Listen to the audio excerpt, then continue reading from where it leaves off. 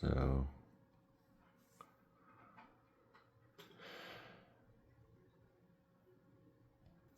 this file here, Shadows Book 1 PDFs.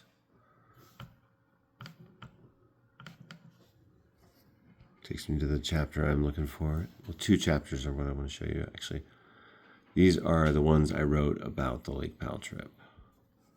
That all those books that I own are for, you know. The reason I have all these books in my collection is because they were all things I read and studied, among many others from libraries. To write the 2 chapters I'm about to show you now from my book, Shadows of Clouds on the Mountains, a 60-chapter, 2-volume, maximalist, multi-form mega work, an autobiography, trying to bring the sort of experimentalism, complexity, and depth that Joyce brought to Ulysses to a nonfiction work. That sort of a thing. So first, this is chapter 15 of book 1 of Shadows of Clouds on the Mountains by me. This is a book-length work, look, 200 pages. It's got a table of contents, geographical. I have these introductory, interstitial, and end pieces that are kind of visually formatted, kind of meant to suggest the sinuousness of a waterway.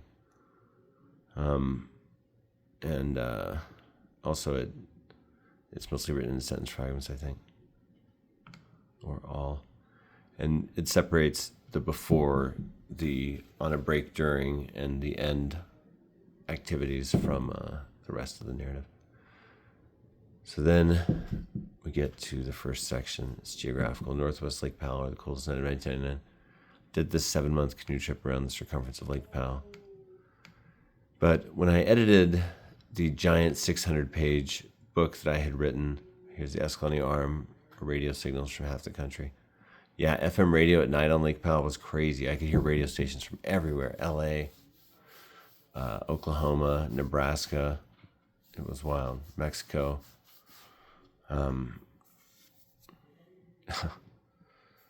Lots of LA. Albuquerque.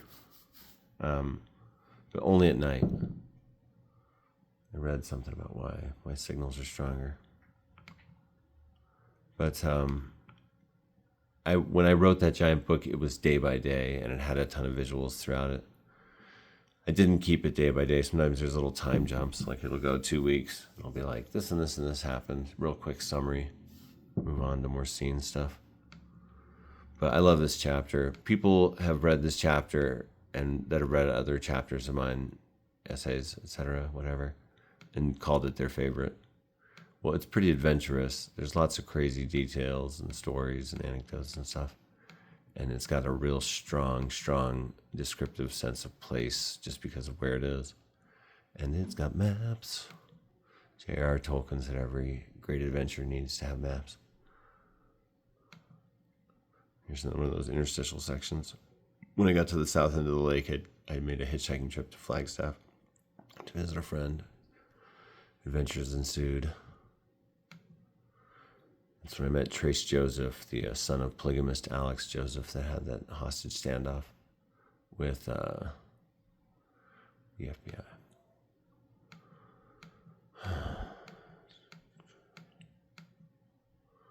Anyway, more maps. Made those with construction paper. Southwest Lake Powell. That's another benefit of having done a giant masterwork that you can then distill and work from. And working on that giant book about that trip all that time was a real writing school for me. I learned a lot about writing. And I think this chapter adds a lot to the book. It's kind of a funny book, my larger book, because it's got all these book-length works in it. If people read my whole book, they'll kind of been tricked into reading a whole bibliography. I'm very happy with this, though. I love it. I think it's good. Let's see. Oh, yeah, look. And this is so cool. Let me show you this. Look at that. It's got a 60-book bibliography. You've seen I have a ton of books on that subject. A lot of those are on here. 4 pages. Look at that. Correctly formatted. Oh, I love it. and it's got an index. The index has a secret poem hidden throughout it. Because whenever one of the major canyons of Lake Powell didn't have, it says index of Lake Powell canyons at the top there. Canyons, bays, coves, and beaches not mentioned in the text will receive a few words here. So anyway, that's it for the Lake Powell Glen Canyon books. Thanks for bearing with, people. But sometimes a deep dive into something is kind of interesting, you know? Maybe next time that subject comes up somewhere, your ears will perk up or something. That's a photo I took. I swear I think I took that photo like the first day. But, all right. Should I keep this video short? Prismo, Squirrel, what do you think? The neighborhood is loud tonight. I really do think that shelf just turned out beautiful. I think that's the best arrangement. Not just stacks, like some horizontal and some vertical. You always put vertical on top of the horizontal. And I think it's a good thing for maximizing space too. I love this. Look how these all have sandstone and blue sky on their spines. That's awesome. I arranged it that way because I noticed that they all share that. I've read most of this shelf. Anyway, it's cool to obsess over a topic. Once I read all the books about the Roswell incident. I read like 50 books. I'm not even kidding. I was going to co-write something with somebody. But it was going to be called Roswell, You Decide, and alternate chapters between a believer and a skeptic. And I don't know what happened. He kind of stopped believing the believer side as intensely. And I kind of mellowed out on the general phenomenon. We actually read some really interesting stuff about the larger phenomenon. Still think that's a really cool idea for a book format. Whatever subject, you decide. You alternate between a believer and a skeptic, or this or that. Yeah, so cool. Oh wait, I wanted to show you one other Lake Powell essay too. Chapter 16.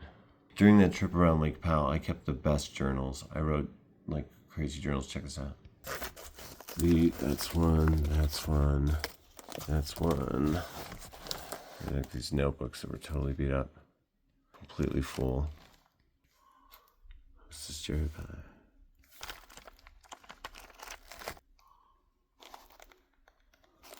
Oh yeah. Prismo, you don't have to leave. You can stay there. Stay there, kitty. She went to leave because I arrived. Anyway, in those journals, not only did I write down every day's activity, but I also wrote down all my dreams. The thing with canoeing around Lake Powell was not a lot of people canoe or kayak there because there are so many windy days, and the winds are really dangerous, and they whip up the lake into a crazy frenzy. And little personal non-motorized watercraft often get really, really tossed around. Unless it's like a placid summer day, maybe, which did happen. So I had a lot of time to read and write, and so I kept like crazy detailed journals, like more than in my life. And I also wrote down all my dreams, as I said. So this one here So I did this dream survey where I report on all the most interesting dreams had in all the different sections of the lake. And I basically tell the story of circumnavigating the lake, but at night. And I look at what the dreams meant. Now is a ship which Captain M sails out of sleep, steering for dream. E. Cummings. And I think it turned out really cool. A literary journal accepted this, but wanted me to cut it down significantly. And I started looking at it, and I was like, I don't want to. Oh yeah, there's the first. That's that one photo that's on my wall in color, but here it's black and white. It's the only place in my book I use horizontal images, but I like how they divide the page here. The sections, the thirds. There's the only two images in here. It's the second tent. First tent burned down. No, the first tent blew off a cliff. Second tent burned down. It was an eventful trip. But this is one of the literary research scores of my life. In this essay about dreams, while researching it, I found a dream had by one of my ancestors not too far from where I was. Check this out. In 1870, this is how it ends. In 1879, 120 years before, my great-great-great-grandfather David Clough, my dad's mom's dad's dad's dad, a Mormon pioneer, then very old and half-blind, made camp with his family about 528 miles south of Height at Turkey Flat, Arizona, on the slopes of Mount Graham, and shared a dream with his family that he had dreamed in the early 1830s A dream his daughter Lavina Cleft Sweat later wrote down. He said, no doubt by firelight in the air of another time, I dreamed I was traveling on a long journey, exceedingly rough and mountainous. The mountains were so steep in places that it required catching hold of bushes and rock to aid me in climbing. It seemed to me that I should never be able to reach the top of the mountain. Perseverance and patience enabled me to succeed finally in reaching the summit, from which I beheld a most beautiful country, stretching out before me, covered with forests of various kinds of tree, interspersed with grass spots which looked like lawns. Upon these grass spots, deer and other wild animals were grazing. A dream of another time, intangible, unknowable. A dream this family considered real, a prediction of their camp in 1879. A dream like any memory or any fact of history. Meaningful, meaningless, forgotten, remembered, absurd, profound. Our dreams so like our lives. Telling you, it's great stuff. We'll be rich. All right, so there's like 6 or 7 hours of me talking about Lake Powell books and written material, and now my own chapter. And that's crazy. But I bet there's like one person out there that's like totally for, some other similarly obsessive scholar. Maybe I'll sell you my whole Glen Canyon collection if you want it. Make me an offer. I'll have another free shelf for a kitty house.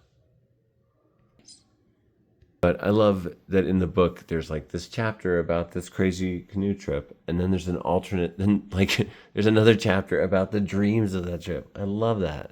I'm like, that's just cool. I love when like a universe is established in a piece of writing and explored in all directions. The TV show Adventure Time does that so well. You see the past and future lives of characters, the deep, deep history and future of the characters. It's wild. Many layers of the universe, multiverse scenarios, everything.